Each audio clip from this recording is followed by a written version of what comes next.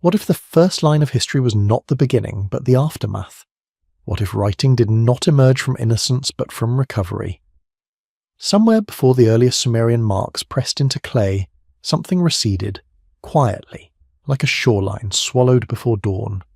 A loss not announced, only implied by sudden sophistication, by memory without origin, by stories that sound less like invention and more like remembrance. Tonight is not about answers, it is about listening to the silence beneath them. So settle in and allow the mind to wander backward with me into the long shadow before history learned how to speak. And if this quiet exploration resonates with you, before you grow too comfortable, take a moment to like the video and subscribe, but only if you truly enjoy what I'm building here. I'd also love to know where you're listening from and what time the night has reached you. Now, let us continue together, slowly, into the dark. The first Sumerian texts do not feel like a beginning, they feel like an interruption.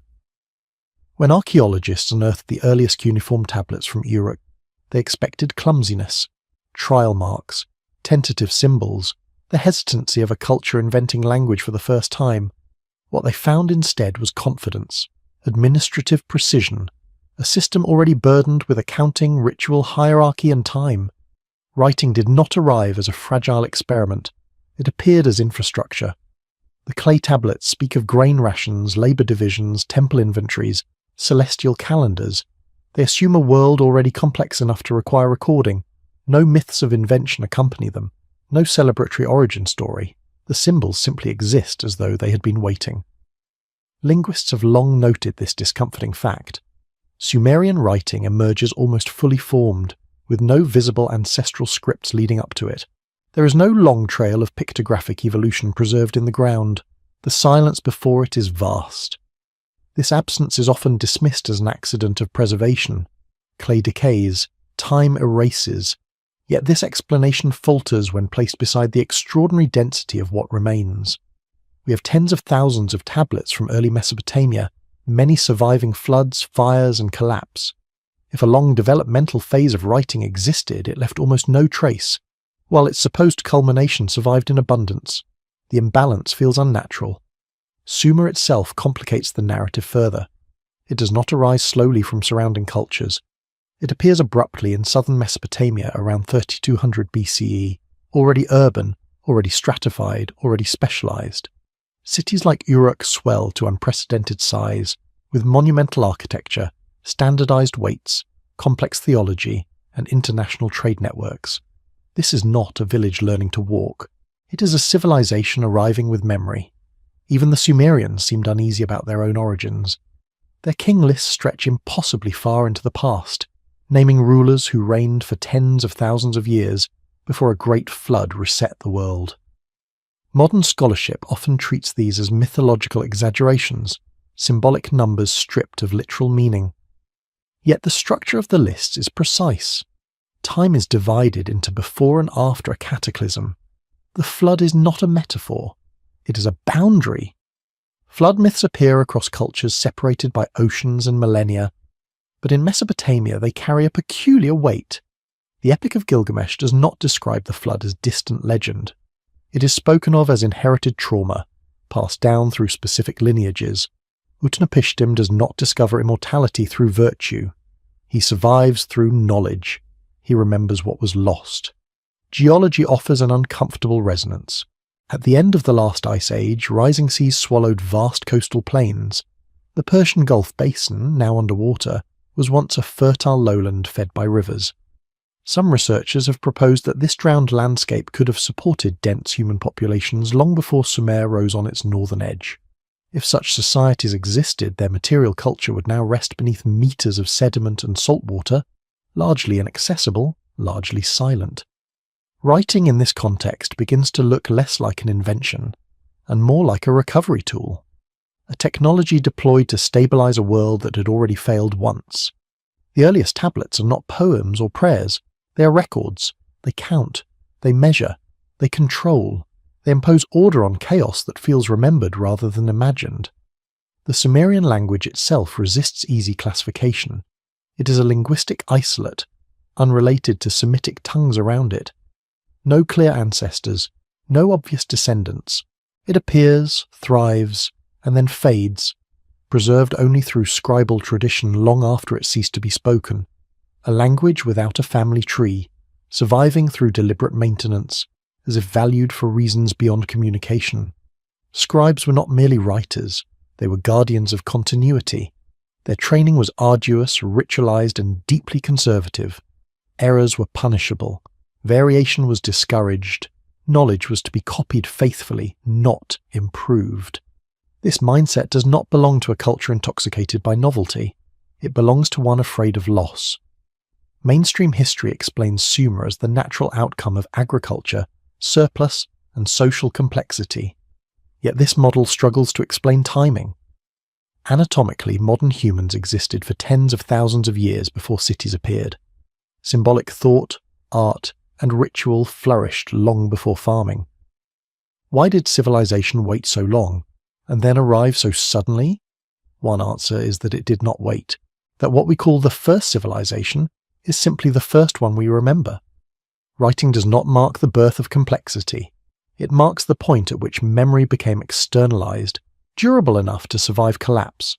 Everything before it becomes prehistory by default, not by insignificance, but by erasure. There is a quiet arrogance in assuming that what is written is what mattered most.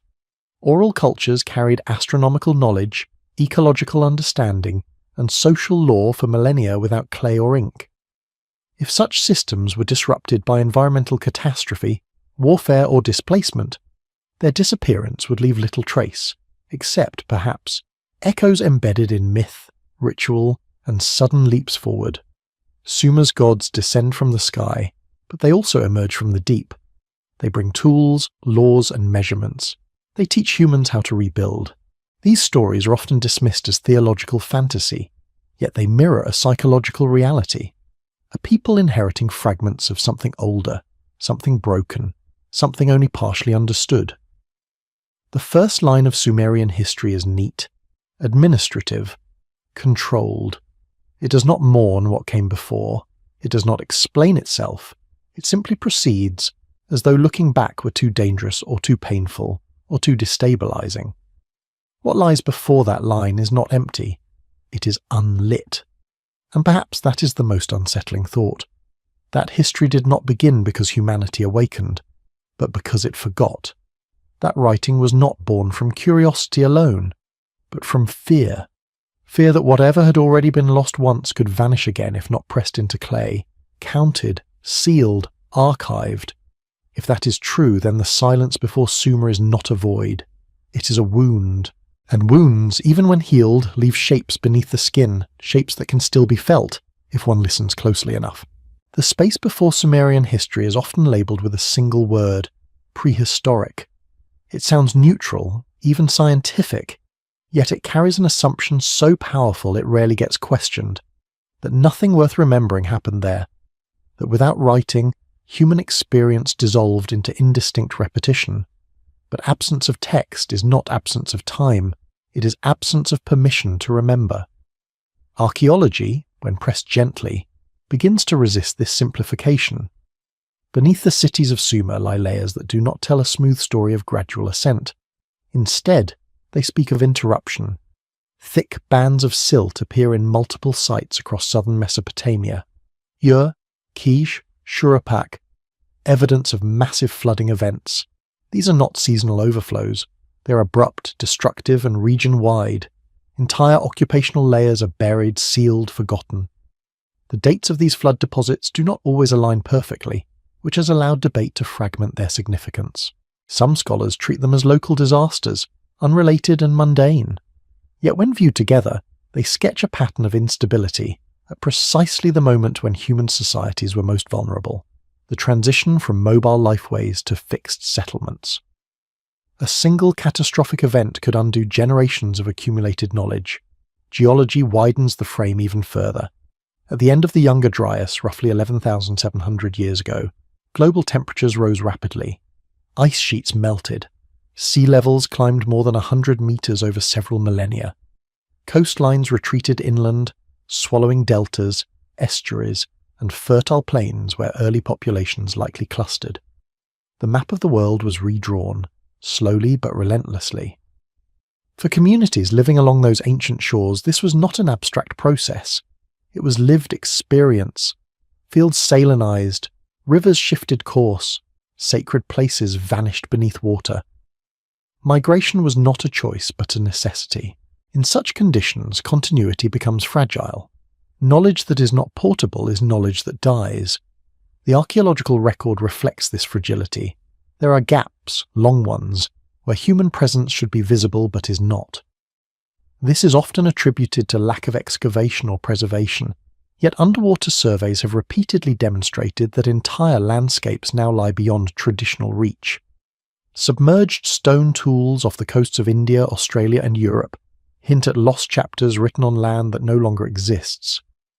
If complex societies developed in these drowned regions, even briefly, their erasure would be nearly total. Stone sinks, wood decays, oral tradition fractures under displacement. What remains are fragments, washed ashore in altered form, myths, rituals, sudden reappearances of sophistication without clear ancestry. Mesopotamian mythology preserves such fragments with unsettling consistency.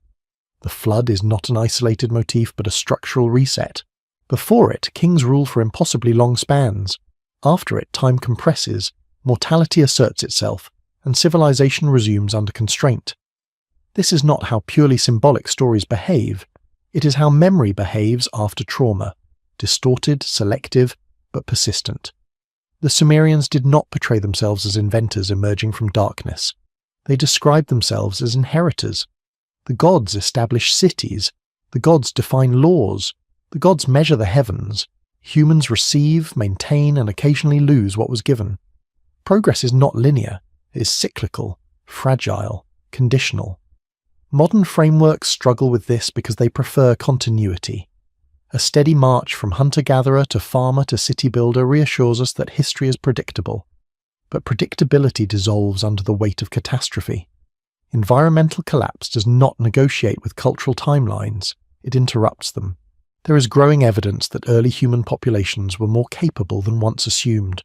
Sites like Göbekli Tepe, predating agriculture, reveal monumental architecture, symbolic complexity, and coordinated labour on a scale previously thought impossible for non-farming societies. These structures appear fully intentional and then are deliberately buried, not destroyed by enemies, not abandoned through neglect, covered, sealed, preserved. Such acts suggest a worldview comfortable with endings, a culture that understands that cycles close, and that what comes next may not be meant to build directly upon what came before. This mindset aligns disturbingly well with flood narratives and with the abruptness of Sumer's arrival. If knowledge was lost repeatedly, then rediscovery would not follow a smooth curve. It would spike. Techniques would reappear suddenly, stripped of context, optimized for survival rather than expression. Writing in this light is not a celebration of complexity, but a defense against amnesia. The earliest Sumerian texts are obsessed with continuity. Lists of kings, lists of gods, lists of goods. They enumerate as if enumeration itself was sacred. To list is to remember. To remember is to resist dissolution. The act feels less like innovation and more like urgency. Even the cosmology reflects this tension. The universe is orderly but threatened. Chaos lurks beneath structure. Floodwaters are always waiting. The role of humanity is not conquest, but maintenance. Keep the rituals, keep the records, keep the measures aligned. Forgetting is the true enemy. What becomes unsettling is not the possibility that something existed before Sumer, but how reasonable that possibility becomes when viewed through loss rather than absence. Civilizations do not need to rival modern ones to matter. They only need to have existed long enough to be erased. History, as it is taught, prefers survivals. It privileges what made it through collapse intact. But survival is not proof of primacy. It is proof of luck, of circumstance, of material durability. Clay tablets endure where wood carvings do not. Stone foundations speak where coastal villages drown.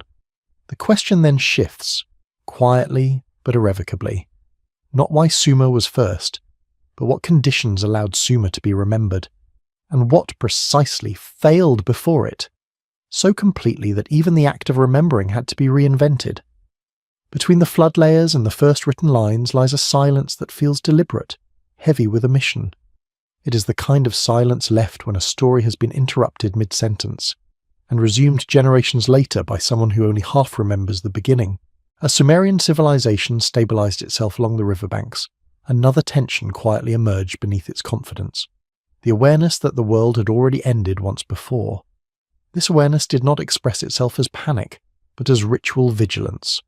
The gods were appeased not out of devotion alone, but out of memory. Every offering, every hymn, every carefully measured brick seemed to acknowledge an older failure that must not be repeated. The architecture of early Mesopotamia reveals this unease with striking clarity. Cities were not simply built, they were elevated. Platforms rose above the floodplain, layer upon layer, as if height itself were protection. Ziggurats functioned as both temples and symbols of survival, lifting sacred space above the reach of water and chaos. Their design suggests an inherited lesson. The ground cannot always be trusted. These structures were aligned with the sky in ways that betray long observation. The movements of Venus, Jupiter, and the Moon were tracked with obsessive care.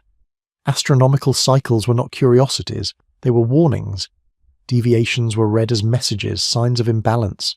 Such precision implies that skywatching did not begin with Sumer, it arrived already refined, formalized into priestly duty. This transfer of knowledge without visible origin recurs across multiple domains.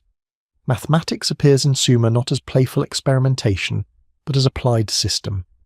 Base 60 counting, complex fractions, land measurement, and geometry are deployed immediately for administration and construction. These tools are presented as givens, not breakthroughs. Their presence suggests inheritance rather than invention. The scribal schools reinforce this impression. Training emphasized memorization and replication. Creativity was secondary to fidelity. Texts were copied word for word, generation after generation. Even errors were sometimes preserved, carried forward like fossils in language. This behavior reflects reverence, but also fear. Fear that alteration might sever a fragile thread connecting the present to something older. Mythological texts echo the same restraint. Creation is not triumphant. It is negotiated. The gods argue, compromise, restrain one another. Humans are introduced cautiously, burdened with responsibility rather than promise. The tone is sober, managerial, weary. This is not the voice of a culture intoxicated by novelty. It is the voice of survivors organizing what remains. Comparative study amplifies the pattern. Across cultures, early deities are often teachers rather than creators. They bring agriculture, law, astronomy, and architecture. They emerge from the sea, the sky, or the underworld. Their gifts are specific, technical, and often framed as restorations rather than innovations. Knowledge is returned, not discovered. In Mesopotamia, the Apkallu, semi-divine sages, embody this role. They exist before and after the flood, bridging epochs. Their purpose is instruction. They advise kings, establish order, and then withdraw. Later traditions depict their knowledge as dangerous when mishandled, capable of destabilizing the world. This suggests an anxiety not about ignorance, but about remembering too much. The boundary between divine and human knowledge remains carefully guarded. Some truths are permitted, others are restricted. Myths describe tablets of destiny, cosmic records that define reality itself. Control over these records determines authority. Writing, in this context, becomes not just a tool of memory, but of power. It is here that institutional memory begins to harden. Temples become repositories. Archives become sacred. What is preserved gains legitimacy. What is excluded dissolves. Over time, this process creates an illusion of completeness. History appears continuous because its gaps are no longer visible. The silence before writing becomes normalized, yet cracks remain. Linguistic anomalies persist. Symbols appear whose meanings are debated even by ancient scribes. Rituals are performed without clear explanation, justified by tradition rather than understanding. These are the remnants of systems whose original context has been lost, but whose form endured. Even the Sumerian conception of time reflects compression. Ages are counted, but unevenly. Vast spans precede sudden contractions. The rhythm is not linear, it pulses. Long stability, abrupt collapse, cautious rebuilding. This rhythm mirrors environmental cycles known today through ice cores and sediment layers, cycles unknown in detail but felt in consequence. The earliest laws focus not on justice, but on restoration. Penalties are calibrated to repair damage, not to reform behavior. Social order is treated as delicate, easily disturbed. The emphasis is on balance, compensation, and containment. This legal mindset aligns with a society aware of how quickly structure can dissolve. Material culture reinforces the theme. Luxury goods appear alongside crude tools. Sophistication coexists with simplicity. Trade networks stretch far, yet local resilience remains limited. The system functions, but it feels provisional, as though permanence is suspected rather than assumed. What emerges is a picture of civilization as stewardship, not conquest. Humans are caretakers of a precarious inheritance. The past looms not as a golden age to be surpassed, but as a warning to be heeded. Memory is survival technology. Writing, then, is not merely a record of events. It is an attempt to anchor reality against forces that have already proven capable of erasing entire worlds. The clay tablet is humble, fragile, easily broken, yet it endures where flesh does not. It outlasts voice, but only barely. As centuries pass, the original reason for this vigilance fades. Ritual continues after meaning thins. Stories persist after context erodes. What remains is form without origin, order without explanation. Civilization moves forward, but the shadow of its forgotten beginning remains embedded in its foundations. Beneath the measured lines of cuneiform and the towering silhouettes of temples lies an unspoken acknowledgement. This world is not the first attempt. It is simply the one that managed for a time to remember itself. As the memory of catastrophe settled into ritual and myth, another question began to press quietly against the edges of accepted history. Where did the survivors go? If the flood marked not merely a story boundary but a real rupture, then those who endured it would not have vanished. They would have migrated, carrying fragments of knowledge into new landscapes, seeding futures that would later appear unconnected. Southern Mesopotamia was not isolated. Rivers flow outward, not inward, and so do people. Archaeological patterns show sudden population movements at the end of the last ice age, pulses of settlement appearing in regions previously marginal. These were not slow expansions, they were arrivals. Cultures emerge in places where the record had been thin, bringing with them agriculture, architecture, and symbolic systems that seem already mature. One of the most persistent anomalies lies to the north, in the highlands of Anatolia. Sites like Göbekli Tepe do not fit the expected order of development. Monumental stone pillars rise from a time before pottery, before farming, before permanent villages. The builders were hunter-gatherers, yet they organized labor on a scale that implies coordination, planning, and shared cosmology. This was not a temporary camp. It was a project. The pillars are carved with animals, abstract symbols, and figures that resist simple interpretation. There is no evidence of domestic life around them. No hearths, no trash middens, no houses. Göbekli Tepe was not lived in. It was returned to, repeatedly, over centuries, as if it served a purpose too important to abandon, yet too sacred to inhabit. Most unsettling of all is how it ends. The site is deliberately buried, not destroyed by enemies, not eroded by time, covered carefully, intentionally, with thousands of tons of earth. This act required as much coordination as its construction. It was a closing, not an accident. This pattern challenges the idea that civilization grows from necessity alone. Göbekli Tepe suggests that shared meaning preceded shared subsistence. That ritual may have drawn people together before agriculture did. If so, then the social complexity required for later civilizations was already present, waiting for conditions to stabilize. Similar hints appear elsewhere. Along now submerged coastlines, sonar surveys and underwater excavations reveal stone structures, roads, and tools far older than expected. Off the coast of India, in the Gulf of Kambat, anomalies suggest urban layouts beneath layers of sediment, dated to a time before known civilizations. These findings remain controversial, debated fiercely, but they persist, unresolved. Mainstream archaeology is cautious by necessity. Extraordinary claims require extraordinary evidence, yet caution can harden into resistance when evidence threatens established timelines. Underwater archaeology is expensive, technically difficult, and slow. What lies beneath rising seas remains largely unseen, leaving absence to masquerade as certainty.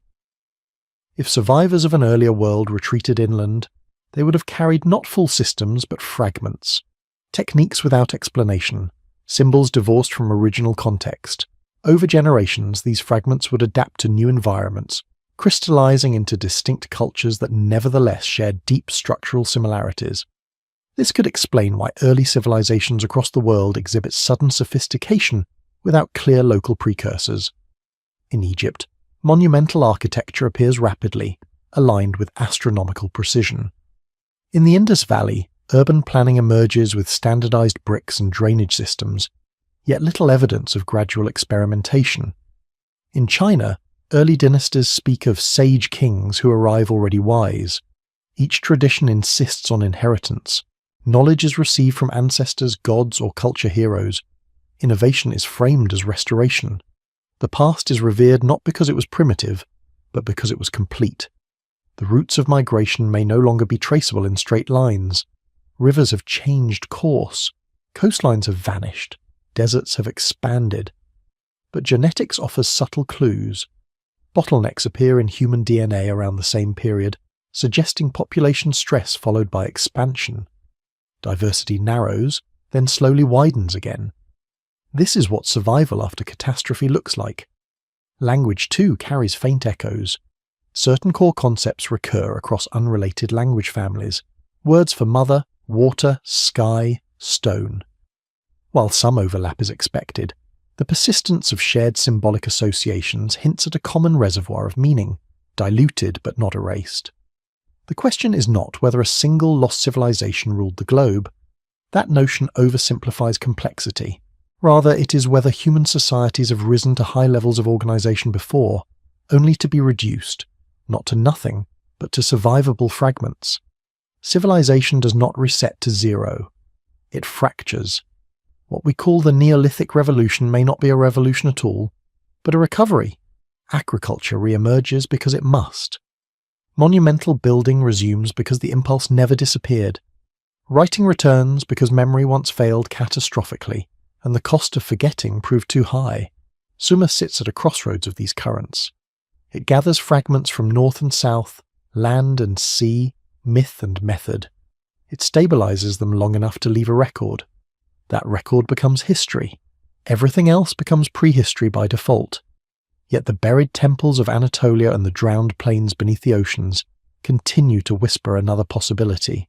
That before the first written line, humanity had already learned how fragile its achievements were, and that some knowledge is not lost because it was false, but because the world that sustained it no longer exists. As we trace these scattered survivals across continents and millennia, a pattern emerges that feels less like coincidence and more like inheritance under pressure. Civilization may not march forward. It may drift, break, regroup, and rise again. Each time convinced it stands at the beginning, unaware of how much it is remembering without knowing why. As fragments of earlier worlds scattered and recombined, time itself began to behave differently in the human imagination. Not as a straight line, but as something layered, recursive, capable of folding back upon itself. In Sumer, time was not simply counted, it was guarded. Calendars were sacred instruments, synchronizing ritual, agriculture, and cosmic order. To lose track of time was to risk falling out of alignment with forces that had already proven destructive. The Sumerian calendar did not emerge casually. It balanced lunar and solar cycles with mathematical care, correcting drift through intercalation. Such precision implies long-term observation, far longer than the brief window allowed by the sudden rise of urban life. Calendrical knowledge must have been inherited, refined across generations whose names no longer survive. This concern with alignment extended beyond timekeeping into space itself. Cities were laid out with orientation in mind. Temples faced specific directions. Processional routes followed deliberate paths. Sacred geography mirrored celestial order, binding earth to sky. This mirroring suggests a worldview in which survival depended on staying synchronized with larger cycles, not mastering them. Astronomy in Sumer was not speculative, it was diagnostic. The sky was read for signs of imbalance, warnings of impending disorder. Eclipses, planetary conjunctions, and irregular motions were catalogued meticulously. Omens were not superstition. They were attempts to detect instability before it manifested catastrophically. This vigilance only makes sense in a culture that had experienced total disruption. Later civilizations inherited this anxiety. Babylonian astronomers refined Sumerian observations, preserving records spanning centuries. Greek thinkers would later marvel at their accuracy, unaware that what they admired was not the product of leisurely curiosity but of existential necessity. The heavens were not distant, they were implicated. Myth reinforces this cosmic sensitivity. The separation of heaven and earth is a recurring theme, treated not as a creation moment but as a maintenance act. If the separation fails, chaos returns. Floods, storms, and divine conflict follow.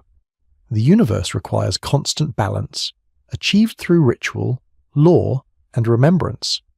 This balancing act extends into the body itself. Early medical texts from Mesopotamia blend physical treatment with incantation. Illness is understood as imbalance, intrusion, or misalignment with unseen forces. Healing restores order rather than attacking disease. Once again, the language is not progressive. It is restorative. Such thinking suggests continuity with much older traditions, where survival depended on harmony rather than domination. Hunter-gatherer societies often emphasize balance with environment, seasonal attunement, and respect for cyclical return. If such perspectives survived catastrophe, they would persist as philosophical undercurrents even as societies grew more complex. Yet complexity introduces tension. As cities expand, hierarchies harden. Power concentrates. Knowledge becomes stratified. Those who control calendars, omens, and records gain authority over those who do not. Memory transforms into governance. The fear of collapse becomes institutionalized. This is where the record begins to narrow. What is written down reflects what institutions choose to preserve. Alternative interpretations fade. Dissenting cosmologies dissolve. Over time, a single narrative of order replaces many overlapping ones.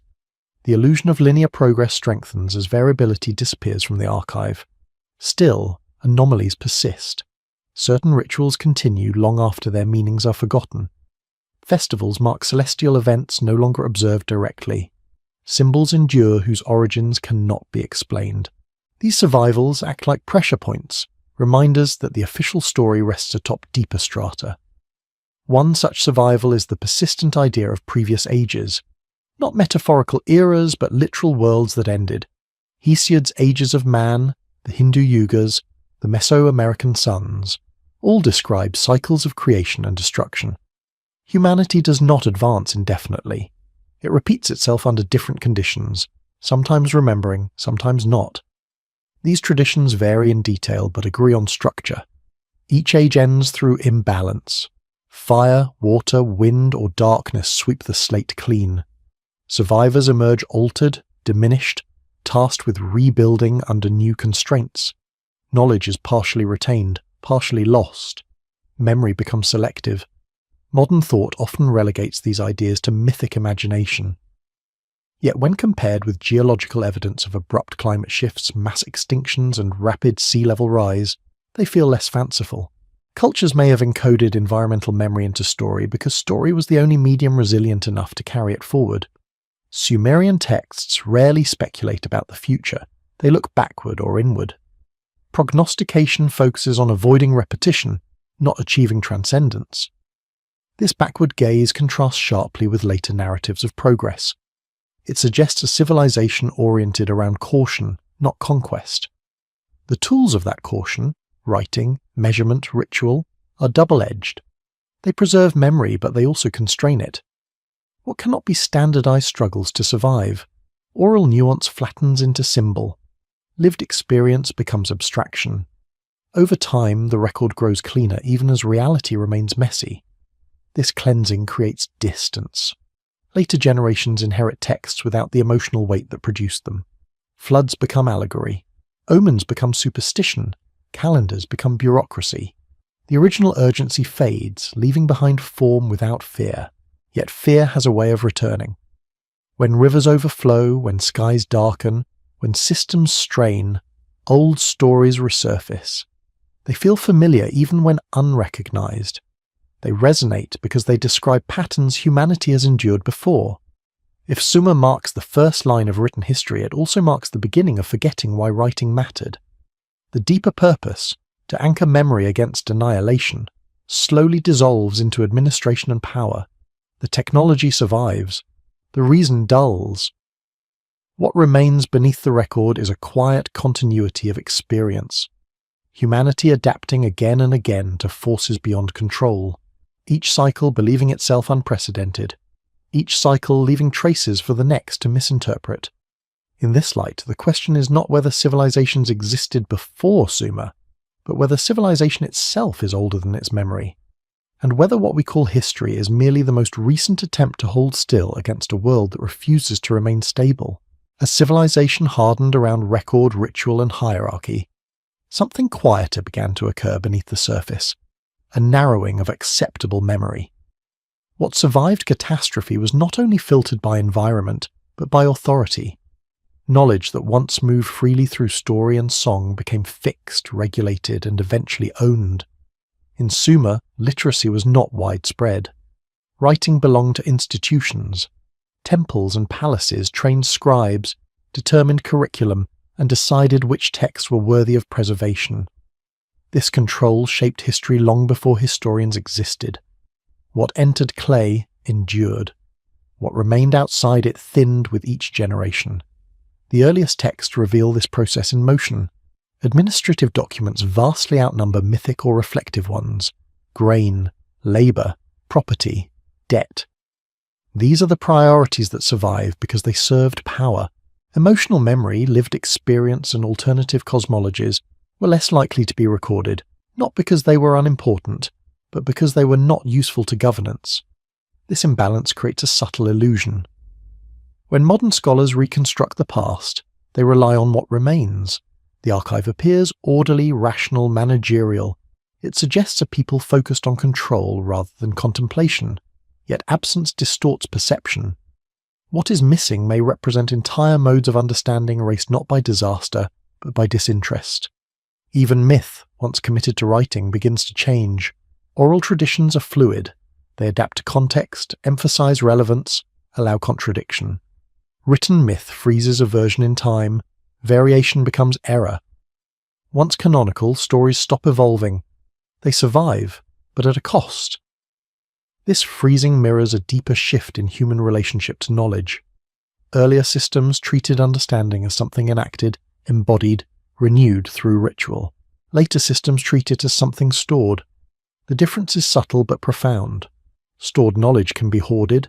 Embodied knowledge must be shared. As storage increases, dependence on memory decreases. As dependence decreases, capacity atrophies. What was once internal becomes external. Writing extends reach, but it also displaces responsibility. Memory moves from people into objects, and objects can be controlled. This transition echoes in Sumerian theology. The gods themselves become bureaucratic. They hold offices, they issue decrees, they argue jurisdiction. Divine order mirrors human administration. Authority consolidates upward, away from the communal and toward the centralized. Later, Mesopotamian empires refine this structure further. Law codes are inscribed publicly, not to invite debate, but to declare finality. Kings claim divine mandate. History becomes proclamation. Dissenting memories fall outside legitimacy. This is not conspiracy, it is momentum. Large systems require coherence to function. Coherence requires simplification. Simplification requires exclusion. Over time, excluded perspectives vanish so completely that their absence feels natural. When collapse arrives, as it inevitably does, the record fractures again. Libraries burn, temples fall, archives scatter, survivors rebuild using what fragments remain. Once more, knowledge is compressed, simplified, reassembled under pressure. Each cycle narrows the range of remembered possibility. The past becomes flatter, more linear, easier to narrate. What remains is survivable, not comprehensive. The illusion of progress strengthens because alternatives are no longer visible. This narrowing is not limited to Mesopotamia. It repeats wherever centralized knowledge systems arise. In Egypt, priesthoods guarded sacred texts. In China, dynastic histories were curated by court scholars. In medieval Europe, monasteries decided which classical works survived. Control of memory becomes a function of stability, yet instability never disappears. Environmental stress, resource depletion, and social inequality accumulate. When thresholds are crossed, systems fail abruptly. The archive cannot prevent collapse. It can only shape what is remembered afterward. This creates a paradox. Writing preserves knowledge, but it also selects it. Over time, preservation becomes preservation of preservation. Later generations inherit not the full spectrum of human experience, but the residue of earlier selections. What may have been lost is not merely technology or architecture, but ways of thinking, relationships to land, time, and community that did not align with centralized control may have been the first to vanish from record. Their absence makes alternative futures harder to imagine. Sumer's apparent primacy may reflect this process more than historical reality. It appears first because it survived first in written form. It defines the beginning because it defined what would count as history. This does not diminish its achievement. It clarifies its role. Sumer did not invent civilization from nothing. It stabilized one expression of it long enough to leave a durable trace. That trace became the baseline against which all earlier complexity was measured and found wanting. The danger of this baseline is subtle. It encourages the belief that what cannot be documented cannot have existed. It confuses memory with reality. It mistakes survival for origin. Modern scholarship works to correct this bias, yet it remains constrained by evidence shaped through ancient filters. Underwater ruins, anomalous sites, and persistent myths strain the framework, but they struggle for legitimacy against the weight of written continuity. What lies before the first line of Sumerian history may never be fully recovered. Too much land has drowned, too many traditions dissolved, too many selections have already been made. Still, the shape of the absence matters. It reminds us that history is not neutral accumulation. It is inheritance under constraint. It carries the fingerprints of power, fear, and necessity. The earliest scribes pressed signs into clay to hold the world together. In doing so, they also began a process that would decide which worlds would be remembered, and which would quietly recede into the margins of myth, intuition, and unease, present, persistent, and never entirely gone. As civilization learned to preserve memory in clay and stone, another form of remembrance continued to operate beyond the reach of archives. It was quieter, less visible, and far more difficult to erase. This memory lived not in symbols, but in patterns of behavior, how humans moved together, gathered together, and responded to threat. Long before the first written line, survival had already shaped the human nervous system. Early Mesopotamian society was saturated with ritual action. Festivals unfolded according to precise sequences. Processions followed fixed routes through the city, tracing invisible maps inherited from earlier times. Movements were not improvised. They were repeated, disciplined, exact. These acts were believed to sustain cosmic balance, but their deeper function may have been social synchronization. When groups move, chant, or sing in unison, individual perception softens. A collective rhythm takes over. This phenomenon is not cultural accident, it is biological. Neuroscience shows that synchronized movement aligns heart rates, breathing patterns, and emotional states. In unstable environments, such alignment reduces panic and reinforces cohesion. It is a technology older than language. The persistence of these practices suggests continuity across collapse. While texts can burn and monuments can drown, embodied knowledge survives as long as people do. When survivors of catastrophe migrate, they carry habits with them. Over time, these habits become ritualized, their original context forgotten, yet their form retained. Sumerian sources hint at this depth repeatedly. Certain rites are described as having existed since before the flood, or before kingship descended from heaven. These phrases are often treated as symbolic flourishes, but they function as temporal markers. They point to practices older than political authority, older than written law.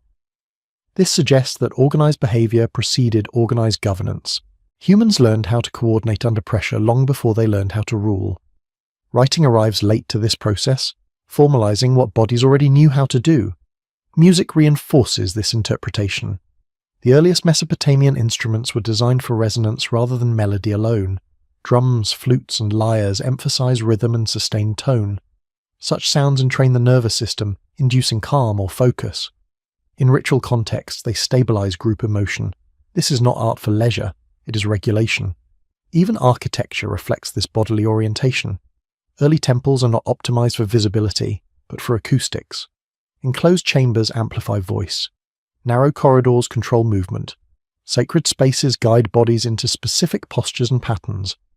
The building itself becomes an instrument, shaping experience rather than displaying power. These design choices are difficult to explain if civilization emerged suddenly from abstraction. They make sense if they evolved from much older traditions where physical experience was the primary medium of meaning. Writing may record belief, but ritual produces it. Trauma theory offers a modern parallel. After catastrophic events, survivors often lose narrative coherence. They struggle to articulate what happened, yet their bodies retain memory through reflex, posture, and response. Healing involves reconnecting narrative to sensation. Civilizations may undergo similar processes after collective trauma. If an earlier world ended abruptly, through flood, climate collapse, or displacement, its survivors may have retained ways of being while losing ways of explaining. Over generations, explanation would be rebuilt from fragments, while behavior persisted uninterrupted. This could explain why many ancient rituals appear opaque even to those who perform them. Meaning has thinned, but necessity remains. People continue because stopping feels dangerous. Change invites instability. Inherited patterns are trusted because they have already worked. Over time, institutions attempt to codify these patterns. Ritual calendars are fixed. Movements are named. Symbolism is rationalized. What was once adaptive becomes sacred. The body is gradually subordinated to text, yet it never fully relinquishes authority. Moments of crisis reveal this tension. When societies destabilize, people often return to embodied practices instinctively. They gather, chant, march, fast, or perform rites that predate their current beliefs. These behaviors are not taught in emergencies. They surface. Sumerian culture balanced precariously between these modes. Writing expanded rapidly, yet ritual retained primacy. Kings ruled by decree, but legitimacy required continual reenactment. Power was not assumed permanent. It had to be renewed through embodied display. Later civilizations would drift further from this balance. Abstraction would dominate. Authority would detach from experience. History would privilege record over ritual. As this shift deepened, the distance from the deep past widened. Yet the past never fully disappears. It reasserts itself through instinct, through fear, through the sudden resurgence of ancient forms when systems fail. These moments feel irrational only because their logic predates explanation. If civilizations existed before Sumer, their most durable legacy may not lie in ruins awaiting discovery, but in patterns humanity still carries unconsciously. The way groups respond to uncertainty, the way ritual emerges under stress, the way bodies synchronize before words. This perspective reframes prehistory not as silence, but as a different archive, one that does not rely on permanence but on repetition, one that survives collapse precisely because it cannot be centralized or controlled. Writing gave history a spine, ritual gave it a pulse. The spine endures longer in stone, but the pulse continues as long as bodies do. Long before history learned how to speak, it already knew how to move. As memory traveled through bodies and rituals, and as the sky offered patterns that refused to disappear, another layer of the deep past began to surface through stone itself. Not stone shaped for shelter or defense, but stone arranged with intent so precise that it seems to speak across collapse. These constructions do not explain themselves. They wait. Across the ancient world, megalithic structures appear with a suddenness that resists comfortable chronology. Massive blocks are quarried, transported, and set in place with care that exceeds immediate survival needs. These sites are often older than the civilizations later associated with them, reused rather than originated, inherited rather than invented. In Mesopotamia, little remains of early stone architecture due to scarcity of raw material, yet the cultural memory of sacred stone persists. Elsewhere, where stone was abundant, the memory is literal. In Anatolia, Göbekli Tepe rises as a monument without precedent, its pillars carved with animals and symbols that do not serve domestic life. It predates pottery, agriculture, and permanent settlement, yet it required coordination rivaling later urban projects. The significance of Göbekli Tepe lies not only in its age but in its purpose. It was not a village, it was not a fortress, it was a gathering point, a place returned to, maintained, and eventually buried with deliberate care. This burial was not abandonment, it was closure. Such behaviour implies foresight, a culture capable of building on this scale and then choosing to end the project intentionally understood impermanence. It suggests a worldview in which cycles end by design, not only by force. This mindset aligns with flood myths and age-ending narratives far better than linear progress models. Similar patterns emerge elsewhere. Stone circles across Europe align with solstices and lunar cycles, their builders investing immense labour into tracking celestial time. In Egypt, the earliest monumental architecture appears abruptly, already refined, oriented with astronomical precision that presupposes long observation. In South America, polygonal masonry reaches levels of precision that challenge explanations based solely on primitive tools. These structures are often framed as local innovations, but their shared characteristics complicate that view. They emphasize alignment, durability, and repetition. They anchor memory in landscape, binding sky to earth. They function less as buildings and more as statements. We were here, we understood this, and we knew it might not last. Stone outlives wood, bone, and flesh. It survives flood, fire, and abandonment. If a civilization faced extinction, committing knowledge to stone would be an act of defiance against erasure. Not all knowledge, only what mattered most. What mattered most appears to be orientation. Where are we in time? Where are we beneath the sky? When does renewal occur? When does danger approach? These questions are answered not with words, but with alignment. Stone remembers where memory fails. The reuse of ancient sites reinforces this idea. Later cultures often build atop older foundations, sometimes without understanding their original function. Temples replace temples. Churches rise over stone circles. Meaning shifts, but location persists. Sacredness clings to place even when explanation dissolves. This persistence hints at inherited intuition.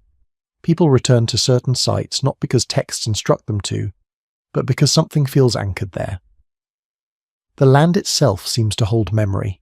Stone becomes a medium through which the past exerts pressure on the present. In Mesopotamia, where stone monuments were rare, this pressure manifested differently. Ziggurats, built of mud brick, attempted to replicate the permanence of stone through scale and ritual maintenance. They required constant rebuilding, layer upon layer, echoing the desire to hold something stable in a world prone to collapse. This contrast underscores a deeper point. The urge to monumentalize did not originate with writing or kingship. It arose from instability. When continuity is threatened, memory seeks weight. Stone provides it. Modern archaeology often treats megalithic sites as isolated achievements, marvels of engineering divorced from psychological context. Yet engineering alone does not explain motivation. Why build something meant to last when survival itself is uncertain? Why align it to cycles that exceed a human lifespan? The answer may lie in loss. When worlds end, survivors seek anchors. Stone offers resistance to time. It does not forget quickly. Building in stone is an assertion that something should outlast the builder, even if the builder does not know who will come next. If earlier civilizations experienced collapse severe enough to erase most traces, their survivors may have chosen to mark what mattered in the most durable medium available. Not cities, but points. Not stories, but alignments. Not explanations, but reminders. These reminders do not tell us how to live. They tell us when to look up, when to gather, when to prepare. They compress complex understanding into spatial form, readable by anyone who stands in the right place at the right time. Over generations, the original context fades. Later cultures reinterpret the stones as tombs, temples, or curiosities. Yet the alignments persist. Solstices still strike the same angles. Shadows still fall where intended. The stone does its work regardless of belief. This indifference to interpretation is telling. Stone does not argue, it does not persuade. It simply remains. In doing so, it exposes the fragility of narratives that attempt to explain it away. If civilization truly began with Sumer, these structures would be anomalies without ancestry. But if Sumer represents recovery rather than origin, then stone monuments become fragments of an earlier grammar of survival, one that spoke through placement rather than inscription. Writing requires continuity of language. Stone requires only continuity of sky and land. When languages die and people scatter, stone can still communicate to anyone who knows how to look. The deep past may have chosen stone not to glorify itself, but to warn. Not to dominate the future, but to whisper across it. A message without words, preserved because words had already failed once. As civilizations rose and fell, these silent markers remained, waiting for attention that rarely came. They do not fit comfortably into linear history. They suggest patience beyond urgency, memory beyond narrative. Before the first line of Sumerian history was written, something was already being recorded. Not in clay, but in the alignment of stone with sky. A record that does not begin or end, but simply endures, asking nothing, explaining nothing, yet refusing to disappear. A stone-anchored memory in place, and the sky preserved it in motion. Another, more fragile layer of the deep past began to surface through language itself. Not written language, but sound. Patterns of vibration shaped by breath, rhythm, and resonance.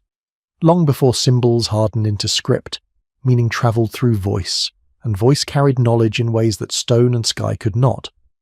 In early Mesopotamia, sound was never secondary. Hymns, incantations, laments, and ritual recitations formed the backbone of religious life. These were not merely spoken, they were performed with precision. Tone, cadence, repetition, and pause mattered as much as words. Certain phrases were believed to lose power if altered even slightly. Sound was treated as force. This emphasis suggests inheritance from a time when sound carried responsibility. Oral cultures rely on voice not just to transmit information, but to stabilize social reality. Law, history, and cosmology exist only as long as they can be remembered and repeated. In such systems, memory is not passive, it is enacted. Sumerian texts preserve traces of this earlier mode. Written hymns often include performance instructions, marking where voices should rise, fall, or pause. Some incantations are written phonetically rather than semantically, preserving sound over meaning. This choice is telling. It implies that what mattered was not what was said, but how it resonated. Sound behaves differently from stone or text. It is temporary, yet immersive. It occupies space, synchronizes groups, and bypasses rational analysis. Chant can induce altered states, reinforce hierarchy, or dissolve it. In times of instability, such effects would have been invaluable. Anthropological parallels reinforce this view. Across cultures, chanting accompanies transitions: birth, initiation, death, seasonal change. These are moments when order is vulnerable. Sound acts as container, holding experience together when explanation falters. If earlier civilizations faced sudden collapse, sound-based memory would have been among the most resilient forms of knowledge. Instruments can be remade, songs can be adapted, stories can shift while preserving rhythm. Even when languages fracture, melody and cadence often survive. Mesopotamian music theory hints at this continuity. Scales were defined mathematically, yet their application remained ritual. Instruments were tuned to specific intervals believed to reflect cosmic order.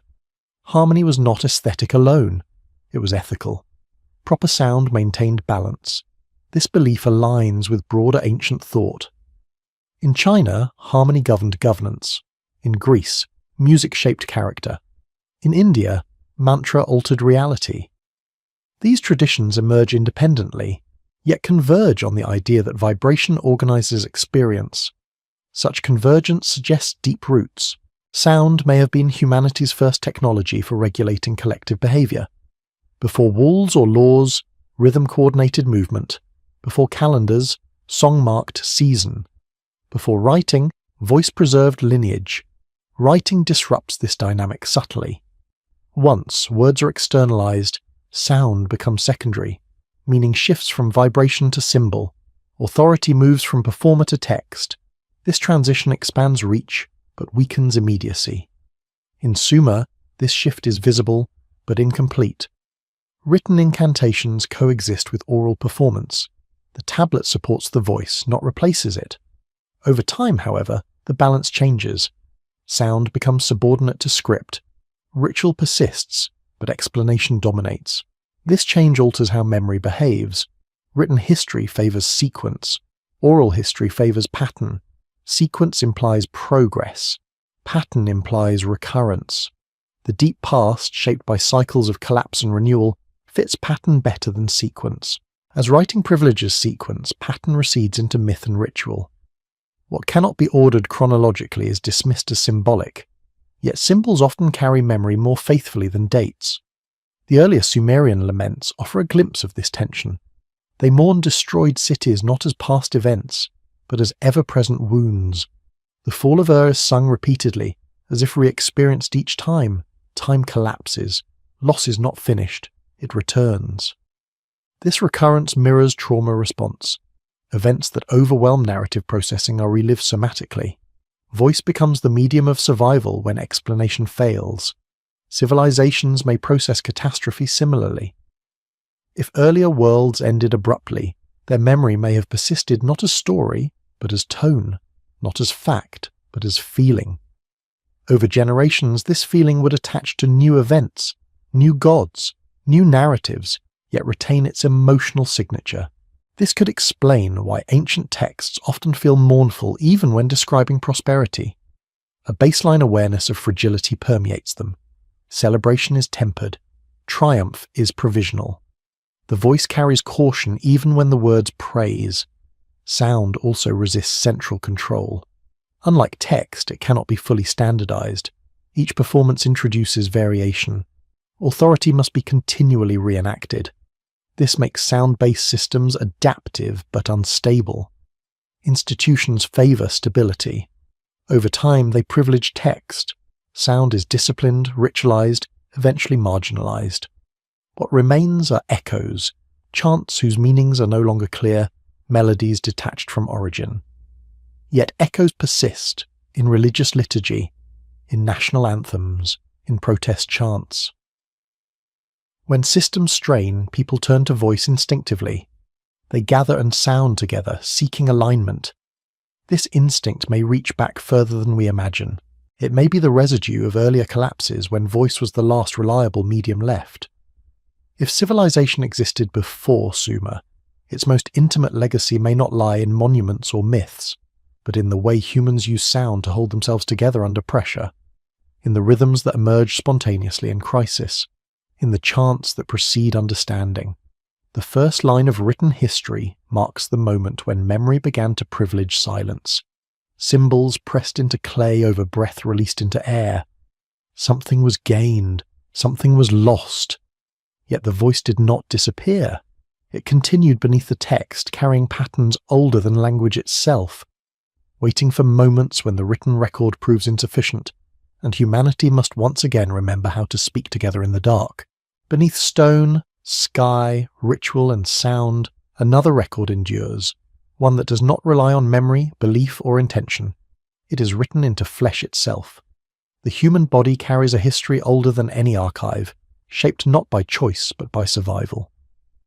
Long before the first line of Sumerian history was impressed into clay, catastrophe had already left its mark in blood and bone.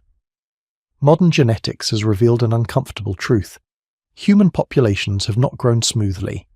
They have narrowed sharply at several points, passing through bottlenecks so severe that entire branches of diversity vanished. These contractions did not occur in deep evolutionary obscurity alone. Some appear startlingly recent, clustered around periods of climatic instability near the end of the last ice age. A bottleneck is not merely a reduction in numbers, it is a rewriting of probability.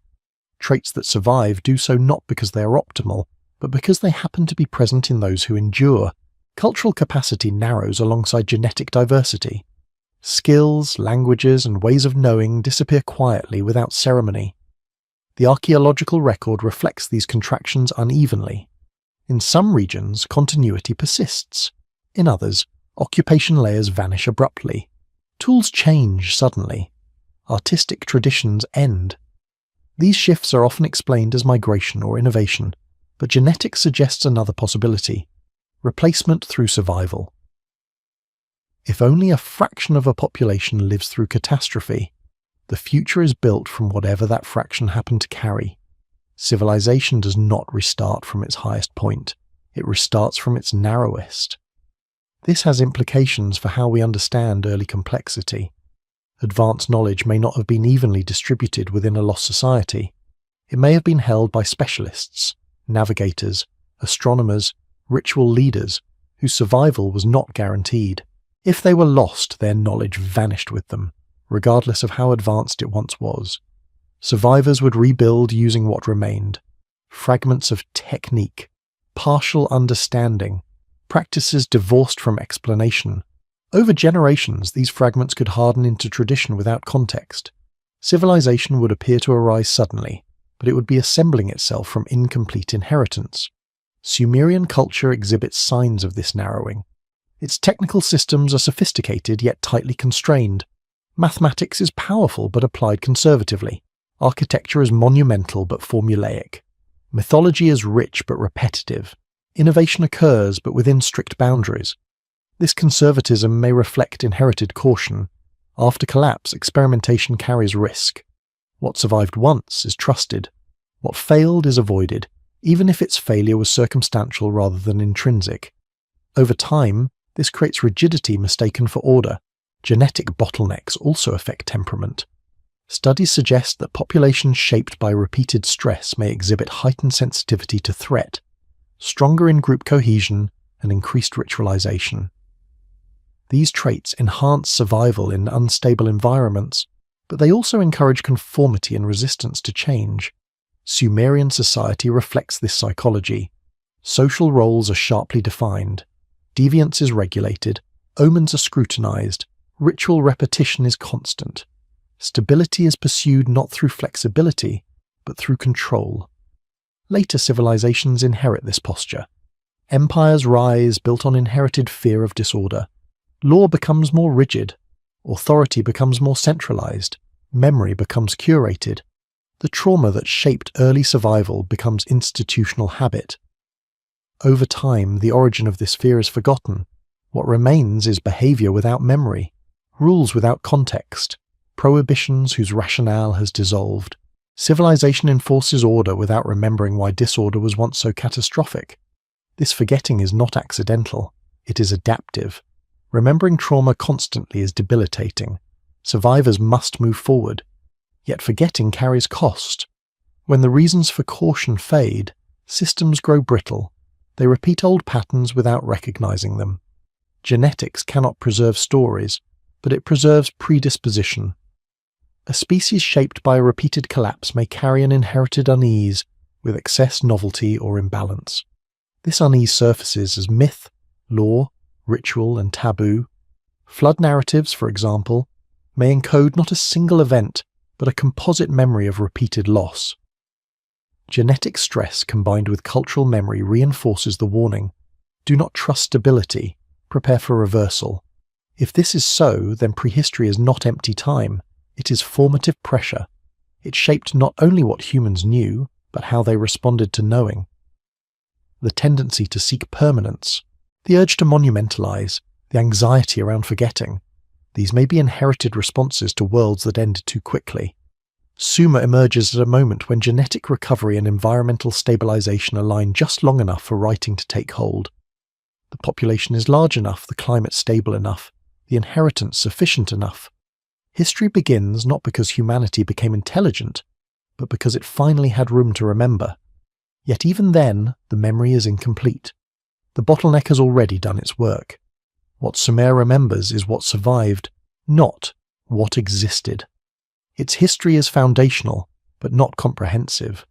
Modern narratives often assume that survival implies superiority, that what endured must have been best. Genetics teaches otherwise. Survival is contingent. It rewards proximity to safety, not excellence. Entire worlds of knowledge may vanish simply because their carriers stood in the wrong place at the wrong time. This possibility unsettles linear history. It suggests that progress is not accumulation, but fluctuation. That the arc of civilization bends not toward improvement, but toward survivability under constraint. If civilizations existed before Sumer, their disappearance may not reflect failure. It may reflect vulnerability. Coastal settlement, technological specialization, social openness. These are strengths under stability, liabilities under collapse. The survivors who seeded later civilizations may have been less advanced, but more adaptable. Their legacy would prioritize caution over expansion, ritual over experimentation, memory over ambition. Writing preserved that legacy, but also froze it. What began as adaptation hardened into canon. The trauma encoded in genes became doctrine encoded in law. As centuries passed, humanity forgot the original wound, but continued to shape itself around it. Civilization became an elaborate defense against an unnamed fear, inherited rather than understood. Before the first line of Sumerian history was written, something had already narrowed humanity's path, not through malice, but through survival. What we call the beginning may simply be what remained after the world had already taken most of its possibilities away. As layers of memory were narrowed by survival, ritual and record, another mechanism quietly shaped what endured: selection. Not the natural selection of genes, but the cultural selection of narratives. Over time, this selection hardened into tradition, then into authority, until forgetting itself became structured. In Mesopotamia, writing transformed from a fragile act of preservation into an instrument of stabilization. Once texts accumulated, they demanded order. Archives required maintenance. Scribes required training. Training required standards. Standards required exclusion. What did not fit the emerging grammar of civilization slowly slipped away. This process can be traced in the earliest historical compilations. King lists, temple inventories, legal codes, all present a world that appears coherent, continuous, and justified. Chaos is acknowledged only to be resolved. Discontinuity is framed as anomaly, rather than condition. The past is arranged to serve the present. The Sumerian king list exemplifies this impulse. It compresses time into a single line of descent, dividing history cleanly around the flood. What lies before is elongated, almost unreal. What follows is measured and believable. The list does not explore ambiguity, it resolves it. Such resolution is powerful. It reassures a society that order is fundamental and disruption exceptional, yet it also conceals fracture. Entire dynasties vanish between lines. Regional traditions are absorbed or erased. Political legitimacy is retroactively constructed through selective remembrance. This is not deception in a modern sense. It is survival logic. Societies recovering from instability require coherence. They cannot function while endlessly revisiting uncertainty. Memory is curated to reduce anxiety, not to maximize truth. As writing spread, this curation intensified. Later Mesopotamian empires inherited Sumerian frameworks and refined them. Texts were copied, standardized, and canonized. Variation diminished. What remained gained authority simply by virtue of survival. Over generations, this canonization shaped how history itself was conceived. Civilization came to be understood as linear ascent. Complexity was assumed to increase over time. Origins were placed conveniently close to the present, minimizing the weight of what preceded. Anything that challenged this structure became marginal. Oral traditions were reclassified as myth. Anomalous artifacts were dismissed as local curiosities. Deep-time possibilities were acknowledged only to be contained. This pattern repeats across cultures. In Egypt, dynastic histories smooth over periods of fragmentation. In China, official histories legitimize ruling houses while minimizing dissent. In medieval Europe, monasteries preserved select classical texts while others vanished. Memory follows power. What disappears is not always false. Often it is simply inconvenient. Ideas that imply prior collapse, forgotten complexity, or cyclical history destabilize narratives of progress. They undermine claims of inevitability. They suggest that civilization is fragile. Modern academic frameworks inherit this discomfort. Despite advances in archaeology, genetics, and geology, the assumption of linear development remains deeply embedded. Evidence that fits is integrated smoothly. Evidence that does not is isolated, debated endlessly, or ignored. The difficulty is not lack of data, it is synthesis. Flood myths are studied as literature. Genetic bottlenecks are studied as biology. Submerged landscapes are studied as geology. Rarely are these strands woven together into a single historical sensibility. This fragmentation mirrors ancient canonization. Knowledge survives, but context dissolves. Connections that might suggest deep cycles of collapse and recovery are lost in disciplinary boundaries. Sites like Göbekli Tepe force reconsideration precisely because they resist isolation. They sit at the intersection of ritual, architecture, astronomy, and deep time. Their existence strains the narrative that civilization followed a single upward trajectory from simplicity to complexity. Initial responses often sought to neutralize this strain. The site was framed as exceptional rather than indicative. Its implications were limited rather than expanded. This impulse reflects not denial but systemic inertia. Paradigms protect themselves.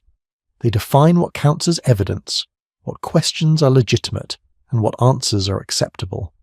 Over time, this protection becomes invisible, mistaken for objectivity. Yet the past continues to intrude. Sea levels rose, coastlines vanished, human populations contracted and expanded. Monumental knowledge appears and disappears. These are not speculative claims. They are documented processes. What remains speculative is interpretation. Did humanity repeatedly approach complexity only to lose it? Did earlier societies organize knowledge differently, leaving fewer durable traces? Did writing arise not as beginning, but as response? Such questions persist because they are difficult to close. They resist the comfort of finality. They suggest that what we call history is not a complete record, but a surviving slice. The term prehistory itself reveals bias. It implies absence of history rather than absence of writing. It privileges one medium of memory over all others. In doing so, it renders vast spans of human experience effectively invisible. This invisibility shapes identity. If civilization began recently, progress feels assured. If it has ended before, progress feels provisional. The difference matters. For ancient societies, forgetting earlier collapses may have been adaptive. It allowed rebuilding without paralysis. For modern societies, forgetting may be dangerous. It encourages overconfidence in systems that are not as permanent as they appear. The mechanisms of forgetting are subtle. They do not announce themselves. They operate through emphasis, omission, repetition.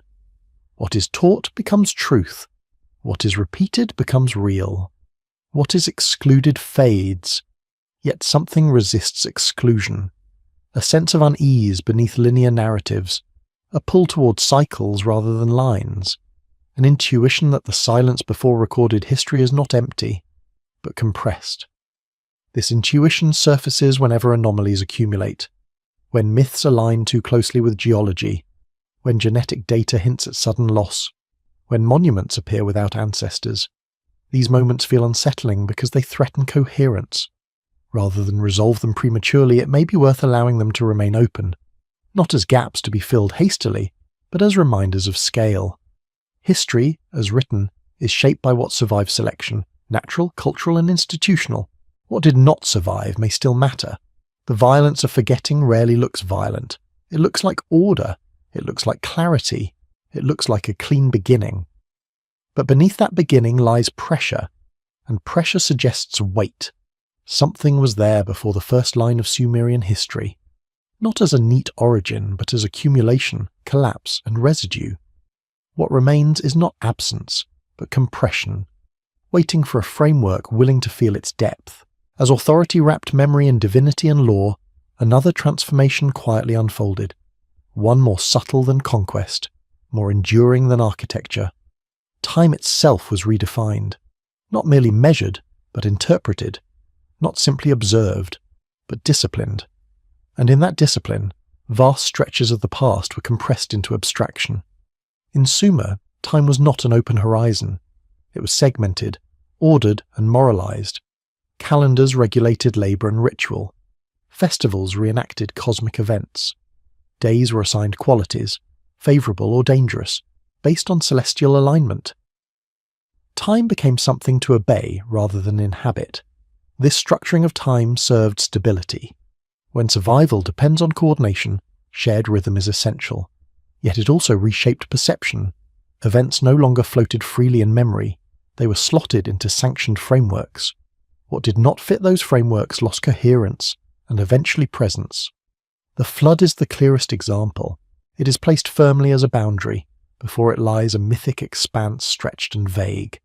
After it, history tightens, dates shorten, records multiply. The message is implicit.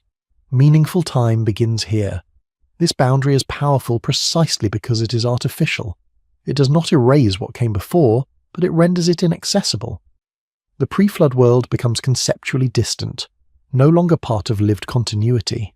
It is acknowledged, but not interrogated. Such partitioning of time appears across cultures. The Hindu Yugas, the Mesoamerican suns, the Greek ages, all divide existence into epochs separated by catastrophe. These systems do not deny the past. They compartmentalize it. Compartmentalization reduces cognitive strain. It allows societies to accept loss without dwelling on it. But it also limits inquiry. If a prior age is defined as fundamentally different, its relevance diminishes. Its lessons are moralized rather than analyzed. This shift marks a turning point. Memory becomes symbolic rather than investigative. The past is no longer a field of data to be explored, but a backdrop against which the present defines itself. Writing accelerates this process. Once dates, lists, and chronicles exist, time gains linear momentum. Sequences replace cycles. Progress replaces recurrence. The deeper rhythms of rise and collapse recede into metaphor. Yet the material record resists full compliance. Archaeology uncovers layers that do not align neatly. Sudden appearances of complexity interrupt expected sequences. Long gaps appear where continuity should be. These anomalies strain linear models. To manage this strain, history adopts qualifiers. Proto, transitional, formative. These terms smooth discontinuity without explaining it.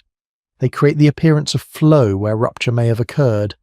This linguistic smoothing echoes ancient practices. Just as myths sealed earlier worlds behind divine language, modern terminology seals uncertainty behind classification. The effect is similar. Discomfort is managed. Inquiry is delayed. Time, once disciplined, becomes a tool of narrative control.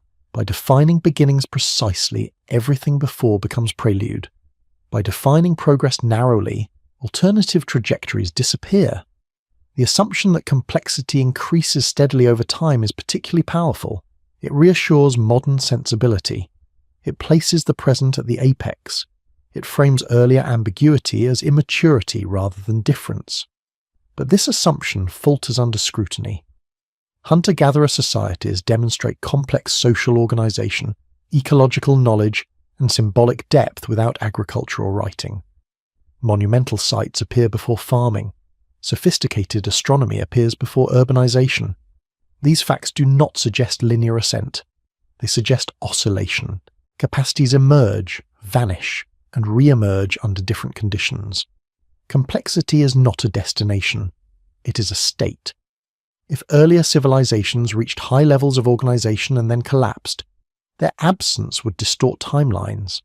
Later societies would appear unprecedented not because they were first, but because they were remembered. Time discipline conceals this possibility.